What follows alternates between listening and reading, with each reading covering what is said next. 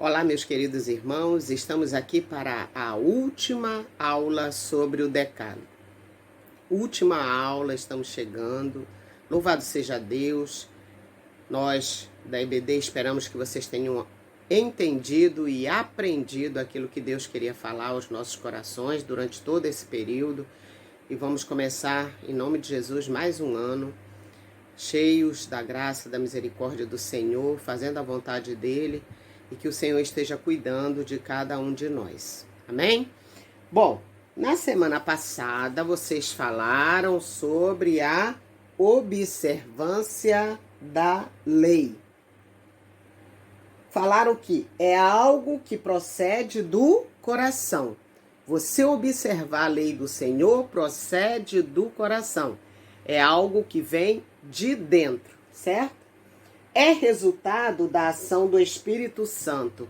O Espírito Santo age em nós e nós sentimos a necessidade, irmãos, eu acho que é necessidade de obedecer à lei do Senhor. Porque obedecendo à lei do Senhor, nós estamos obedecendo ao Senhor. É fruto da liberdade que temos quando Jesus se torna nosso mestre. Jesus se torna nosso mestre. E aí nós temos uma liberdade. É aquele caso do livre-arbítrio. De observar a lei ou de não observar a lei. Mas a observância à lei é fruto dessa liberdade. Quando a gente tem Jesus como nosso mestre. E usaremos os textos de Gálatas 3, 15 a 29, que é o baseado na lição, 5, de 1 a 15, Levítico 19, 2, Mateus 5, 17 e 18, também usaremos o 7, 12, o 22, de 37 a 39, o 23, de 1 a 3, o 24, 35. Já viram que Mateus nós vamos usar bastante. Gênesis 3, 15, Efésios 6, 18, João 9, de 1 a 3, Lucas 6, 37 e 38, 1 Pedro 1, 15, 16. Sabem por quê? Porque hoje nós vamos falar sobre, aqui ó, a lei e a graça. A lei e a graça. Uma é melhor do que a outra? Devemos deixar uma de lado e só seguir a outra? Isso nós vamos aprender hoje. A lei, sobre a lei de Deus e a graça misericordiosa do nosso Pai, né? E, como eu falei que o texto, né, que seria a base, seria de Gálatas, houve um questionamento dos Gálatas. Para que serve a lei? E é isso que nós vamos entender neste dia. Vamos orar? Pai querido, aqui está tua serva, Senhor Deus, esperando ser usada por ti, ó Pai, para poder edificar a vida dos meus irmãos. Fala, Senhor Deus, aos corações, assim como tu falastes ao meu, Deus. Coloco minha vida no teu altar, para que tu faças a tua vontade e que tu me uses para a tua honra e para a tua glória. É a minha oração em nome de Jesus. Amém. Amém, queridos? Então, a pergunta dos Gálatas era: para que serve a lei? E Paulo responde: para direcionar a vida do cristão. Para direcionar a vida do cristão. Infelizmente, o que acontece? Alguns preferem a lei, outros preferem a graça. Os que preferem a graça, que nós estamos vivendo na época da graça, acham que a lei foi abolida. Será que a lei foi abolida? É a pergunta que eu faço aqui. A lei foi abolida? E aqui em Mateus 5, 17 e 18 diz o seguinte, o próprio Senhor Jesus falando: não penseis que vim revogar a lei ou os profetas. Não vim para revogar, e vim para cumprir. Cumprir.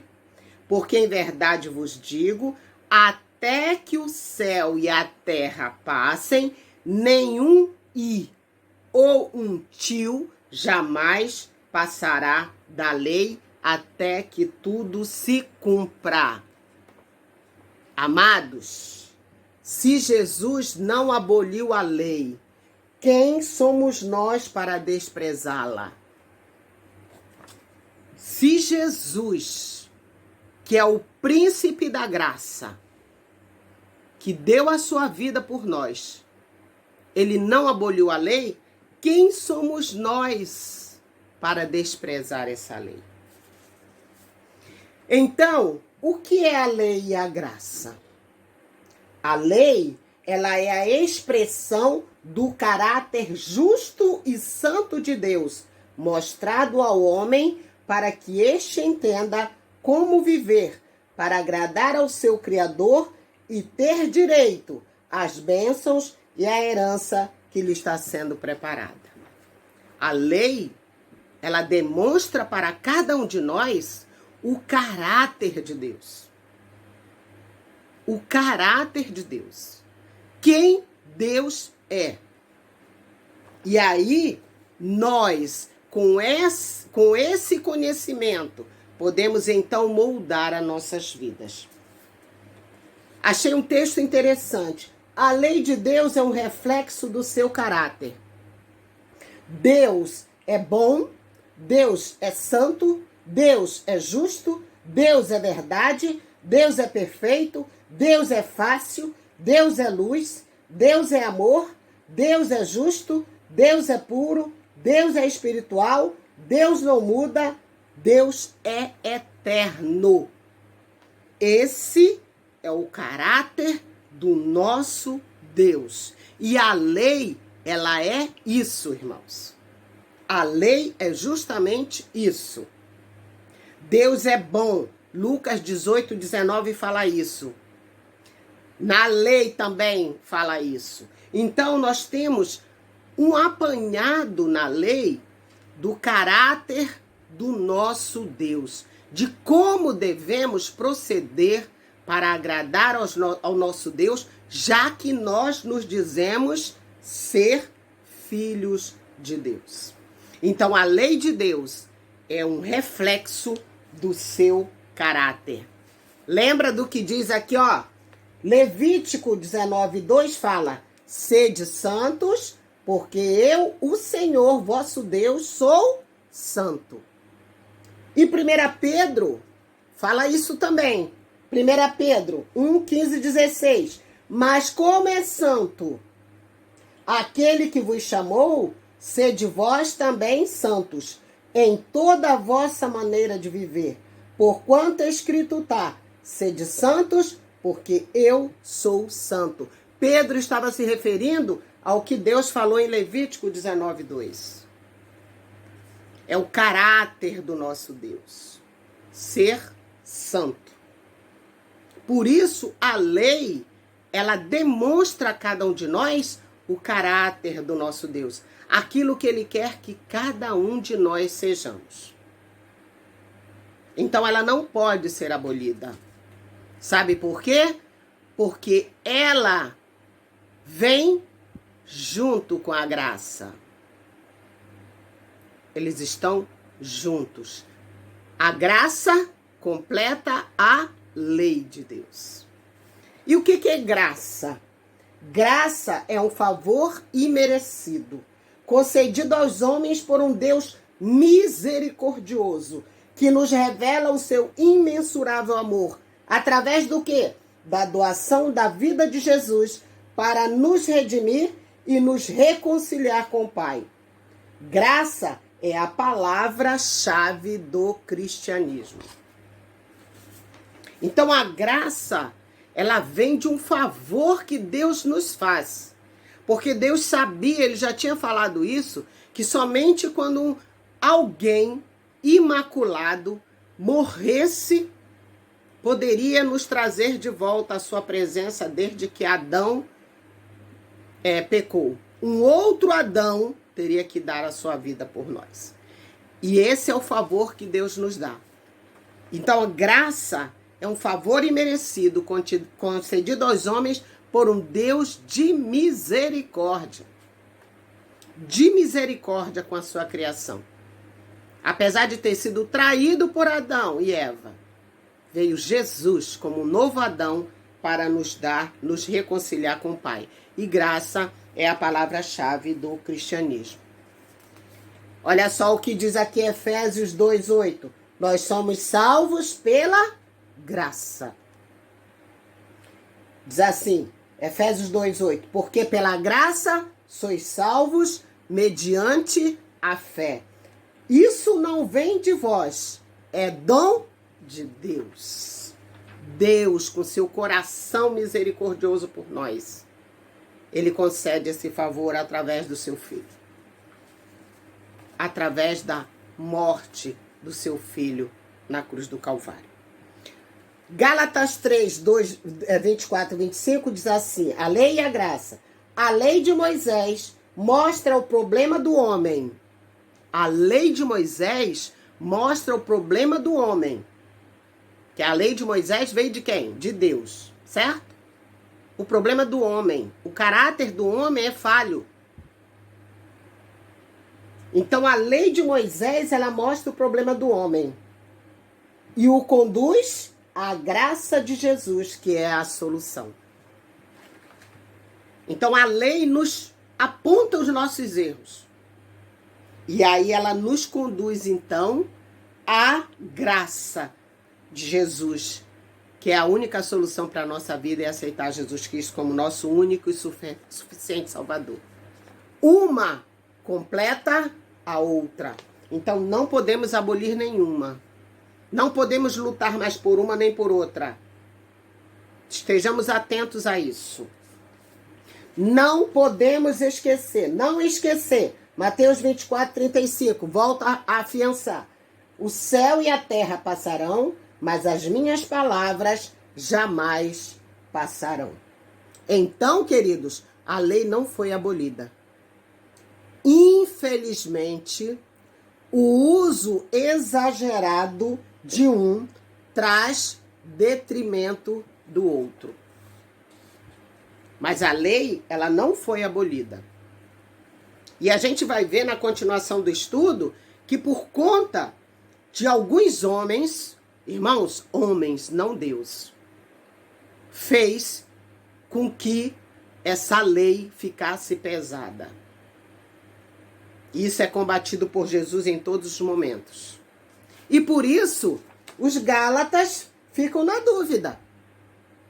Porque aí aqueles judeus iam até lá e colocavam ideia na cabeça deles. E aí eles ficam na dúvida. Então, Paulo explica que nós somos salvos pela graça e não pela lei. Mas que a lei é importante, sim. Em Gálatas 3,19, Paulo diz assim, logo, para que é a lei? Foi ordenada por causa das transgressões. A lei foi ordenada por causa das nossas transgressões, para apontar as nossas transgressões, até que viesse a posteridade a quem a promessa tinha sido feita. E foi posta pelos anjos na mão de um medianeiro, aquele que viria mediar, um mediador. Então essa transgressão é nos mostrada através da lei, até que viesse esse mediador, que trouxesse a graça de Deus. Então, recapitulando, foi ordenada por causa da transgressão, a lei. Ela vivifica a justiça, ela mostra a justiça de Deus. Ela serve de aio, sabe o que quer dizer aio? Ela serve de instrução, de como proceder. Aio quer dizer instrução, para nos conduzir a Cristo. Pela lei vem o pleno conhecimento do pecado. A lei, ela traz a nós a reflexão sobre o pecado. E ela fala o seguinte, ela faz também o seguinte, ensina que Deus deve ser prioridade em nossa vida. Lembra do primeiro mandamento? Ensina como proceder com o nosso semelhante. A lei leva-nos a entender a ação salvadora de Deus. A ação salvadora de Deus. Vamos entender a cruz? Entendendo a cruz. Por que Jesus morreu na cruz? Não foi porque os romanos colocavam o pessoal na cruz, não, irmãos. Foi vontade de Deus que isso acontecesse. Era necessário que Jesus fosse pregado no madeiro, lembra? Ele levou as nossas transgressões. Ele foi um amaldiçoado, maldito por levar as nossas transgressões. Né?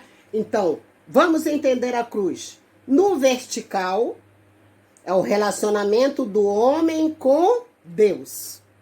Isso a gente já estudou, queridos. Então, os mandamentos 1, 2, 3 e 4 falam justamente disso. Falam justamente desse relacionamento do homem com Deus. Na horizontal, certo? Seria o quê? O relacionamento do homem com o homem, com o próximo. Então, os mandamentos seriam do 5 ao 10. Certo? Aqui diz assim, Mateus 22, 37 a 39. Ame o Senhor, o seu Deus, de todo o seu coração, de toda a sua alma e de todo o seu entendimento. Olha, ame ao Senhor, seu Deus, de todo o seu coração, de toda a sua alma e de todo o seu entendimento. E também ame a quem? Ao seu próximo como a ti mesmo. Ame a seu próximo. Então a lei, ela está intimamente ligada com a graça. Porque esse mandamento, esse grande mandamento, foi nos dado por Jesus, que fez um resumo da lei. Então ele não veio abolir. Ele veio confirmar. Ele veio cumprir. E ele mostra isso nesses dois grandes mandamentos. Infelizmente, como eu já disse antes, os judeus exageravam no cumprimento da lei. Por causa de si mesmos,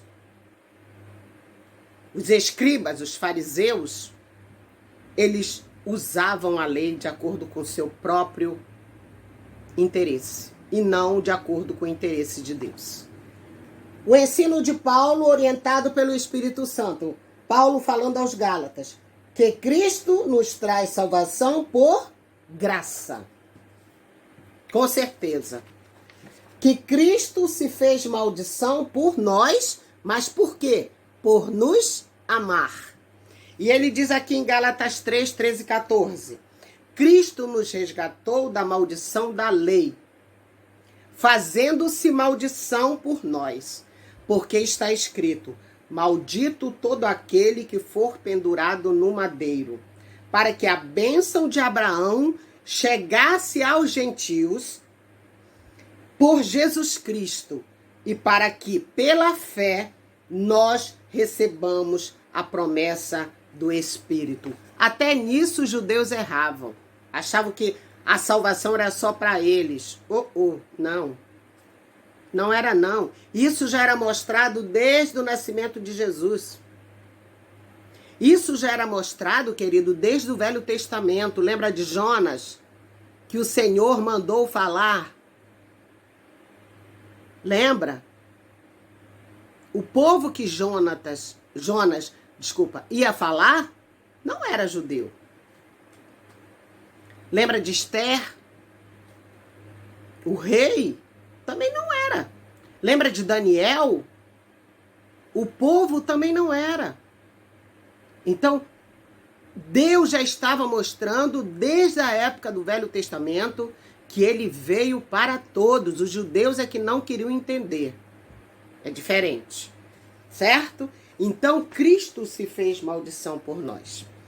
E Paulo ensina mais que a salvação não depende da lei, mas da misericórdia de Deus. Que Cristo é o cumprimento da promessa feita em Gênesis. Lembra lá de Gênesis? Nós também já estudamos sobre isso. Gênesis 3,15 diz assim: e o descendente da mulher, que é quem? Jesus Cristo. Este lhe ferirá a cabeça. Jesus Cristo ferirá a cabeça de Satanás.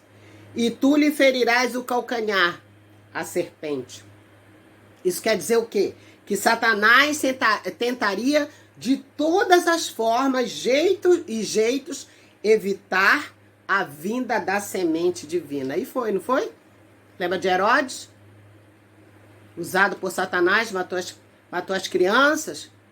Jesus foi para o Egito, lembra disso? Junto com José e Maria. A tentação de Jesus. O inimigo tentou de todas as formas. E como não conseguiu, ele tenta corromper a igreja. Ele tenta corromper os santos. Ele tenta corromper a noiva. Já viram o quanto a imoralidade aumentou nos nossos dias? Já viram isso? Por causa dessa promessa. Que Jesus seria o descendente da mulher que lhe feriria a cabeça. Mas Satanás, ele continua lutando. Já que ele não conseguiu com Jesus, ele tenta conosco. Por isso devemos ter atenção. É o que Jesus fala. Vigiar e orar. E Paulo ensina mais. Que Cristo deve ser entronizado. Cristo deve ser entronizado. Ele é o rei das nações. Ele é quem deu a sua vida por cada um de nós. E Paulo explicava isso. Outro tópico. Somos chamados à liberdade. Temos a graça. Apenas Jesus. Olha quando a gente tem a graça em nós. Apenas Jesus me faz aceitável na presença de Deus. É esse pensamento que nós, que aceitamos a graça e temos Jesus como nosso mestre, devemos ter. Eu me prosto junto aos demais pecadores perante Ele. Nós somos pecadores e nos prostramos diante de Jesus. Isso é que a graça quer dizer, o favor imerecido da morte de Jesus. Já o legalismo, aquele que se acha o bambambam, minha conduta me faz aceitável na presença de Deus. Desprezo aqueles que não vivem como eu. Isso não provém do Senhor. E era assim que os fariseus e os escribas agiam. Por isso que o fardo era pesado para alguns dos judeus que queriam cumprir a lei. E Jesus veio abolir isso. Então, queridos, se achar melhor do que o outro, não vem de Deus. Porque nós temos a nossa liberdade pela graça. Os fardos eram demais pesados para os judeus. Fardos que não conseguiam cumprir. Em Mateus 23, 1, 2 fala isso. Aqui eu achei interessante um texto que eu encontrei que diz assim: mas no tempo de Jesus, a lei nas mãos dos escribas e fariseus, em vez de libertar, tornou-se ferramenta para dominar e oprimir o povo. É claro que um pobre, sobrecarregado de trabalho, uma mãe de família com muitos filhos, não tinham condições de cumprir tantas regras. Então eram considerados impuros. Eram considerados impuros, porque era muito fardo. Enquanto que eles nem cumpriam a lei direito. E aqui diz assim, em Mateus 23, 1, 2. Os escribas e os fariseus sentaram-se na cadeira de Moisés. Observai e fazei tudo o que eles dizem, mas não façais como eles, pois dizem e não fazem. Quanto a vós, não permitais que vos chamem rabi, porque um só o vosso mestre, e todos vós sois irmãos. Não tem mestre entre nós não, queridos. Todos nós somos irmãos. O único mestre é Jesus Cristo. Isso foi o próprio Jesus que ensinou. Nós somos todos irmãos, ninguém é melhor do que o outro. O único mestre é Jesus Cristo. Então, muitos que fazem questão de alguns títulos deveriam repensar. O que diziam os escribas e fariseus? Como eles procediam na lei, lembra? Lembra do cego de nascença? Pois é, o cego de nascença, quando Jesus o curou, os próprios apóstolos, porque eram judeus, disseram assim, em João 9. Caminhando Jesus viu um homem cego de nascença, e os seus discípulos perguntaram, Mestre, quem pecou, este ou seus pais para que nascesse cego? Respondeu Jesus, nem ele pecou, nem seus pais, mas foi para que se manifestem nele as obras de Deus.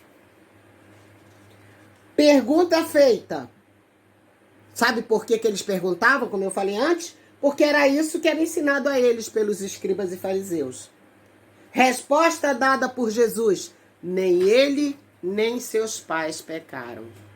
É para que se manifeste a glória de Deus. Então, eles achavam que qualquer doença, qualquer problema era porque alguém tinha pecado. E muitos de nós achamos isso hoje, irmãos. Nós precisamos nos alertar com relação a isso. Não é isso que Deus fala na lei, não, tá? O que precisamos é mostrar amor e perdão aos que fracassaram, ou aos que fracassam, e não apontar o dedo. Em Lucas 6, 37 e 38 diz assim, não julgueis e não sereis julgados. Não condeneis e não sereis condenados. Perdoai e sereis perdoado. Dai e ser-vos-á dado. Uma boa medida, cheia, recalcada, transbordante, será lançada no vosso regaço. A medida que usardes com os outros, será usada convosco. Olha o apontar de dedo, ó. Percebe? Olha quantos tem para o meu lado, quando eu aponto para o meu irmão. Cuidado. Deus não deixou uma lei para sermos escravos, e sim para sermos orientados. Deus não deixou uma lei para sermos escravos, mas sim para sermos orientados a viver uma vida melhor, a viver uma vida que agrada ao nosso Deus. É isso que nós precisamos ter. A nossa liberdade é para isso. Para que possamos entender aquilo que Deus nos dá. O caráter de Deus através da luz. E a graça misericordiosa do Senhor através da morte de Jesus Cristo. Aí então, quando entendemos tudo isso, nós somos desafiados a andar e viver no Espírito. Gálatas 5,16 diz assim, digo porém, Paulo falando, recebendo a instrução do Espírito Santo. Digo porém, andai em Espírito, e não cumprireis a concupiscência da carne. Se nós deixarmos que o Espírito Santo trabalhe em nós, se nós deixarmos que o Espírito Santo nos direcione, nós não vamos viver na concupiscência da carne. Sabe por quê? Porque nós temos liberdade, mas não podemos confundir essa liberdade com libertinagem. Libertinagem não é liberdade, queridos. Libertinagem é praticar mal, atitudes más, fazer coisas que desagradam a Deus. Sabem por quê? Devemos andar no Espírito. E como andamos no Espírito? Primeiro, recebendo o Espírito. Nós só recebemos o Espírito Santo quando decidimos recebê-lo.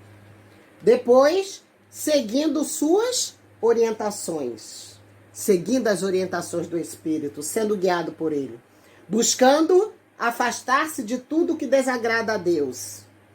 Andar em obediência. Quando andamos em obediência, nós automaticamente somos, despertados pelo Espírito e nos afastamos do que desagrada a Deus. Buscar colocar em prática os frutos do Espírito. E quais são os frutos do Espírito? Gálatas 5, 22, 23 diz assim: mas os frutos do Espírito é amor, alegria, paz, longanimidade, benignidade, bondade, fidelidade, mansidão e domínio próprio. Quando colocamos isso em prática, a gente começa então a deixar que o Espírito Santo nos guie. É difícil? Com certeza. Mas não é impossível, porque nosso Deus, Ele pode todas as coisas. Amém? Somente abandonar algumas práticas pecaminosas não é importante para ser salvo. Algumas práticas só não, tem que ser todas. Mas sim, alimentar nossa vida no Espírito e produzindo frutos espirituais. É isso que nós devemos fazer no dia a dia. Produzir frutos espirituais. Entendendo que a lei veio para nos fazer conhecer o caráter que Deus quer que tenhamos, para nos direcionar a viver de acordo com a vontade de Deus e que, para nos fazer entender que nós somos salvos pela graça e misericórdia do Senhor, para ter liberdade em amor e para observar as verdadeiras leis. Amados, a graça, ela está intimamente ligada à lei de um Deus imutável. Olha a lei na cruz.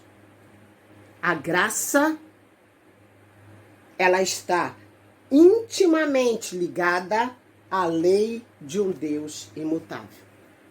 Que o Senhor nos abençoe para que possamos entender, através da lei, o caráter de Deus, a forma como Deus quer que vivamos, para que a graça do Senhor chegue até cada um de nós e nós sejamos merecedores das bênçãos que Deus tem reservado para nós e das mansões celestiais, que será uma coisa maravilhosa que o Senhor tem preparado para nós.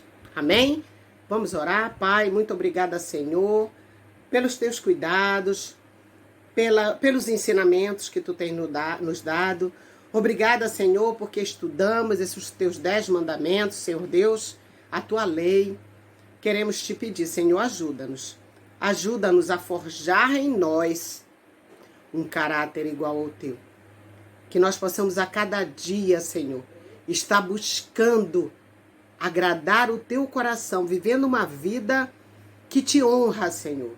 Em que as pessoas vejam que nós somos verdadeiramente teus filhos. Para que a tua graça, para que a tua bênção, para que aquilo que está sendo preparado para nós seja recebido por cada um de nós. Ó Deus, abençoa meus irmãos. Cuida de cada um. Dá-nos um ano abençoado, Senhor. Cuida de nós, Pai. Fortalece-nos e restaura-nos. É a minha oração, em nome de Jesus. Amém. Amém, queridos? Que a graça do Senhor esteja sobre cada um de nós, desde que a nossa vida esteja de acordo com a vontade do nosso Deus. Amém? Até uma próxima oportunidade.